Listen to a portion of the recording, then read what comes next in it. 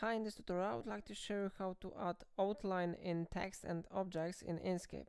Okay, so let's start with object. For example, we will create a new rectangle here, so I click on rectangle tool and I create a new rectangle.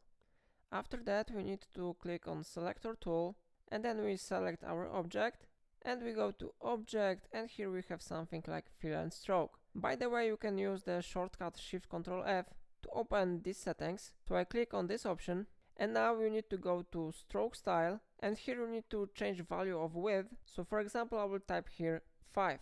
Now I click enter and the outline has been successfully added here. Of course, you can change the color of stroke. You can do it by going to stroke paint, and here you can change the color. The same results we can get with text. So for example, I'll click text tool and I will click somewhere here. Now I type text.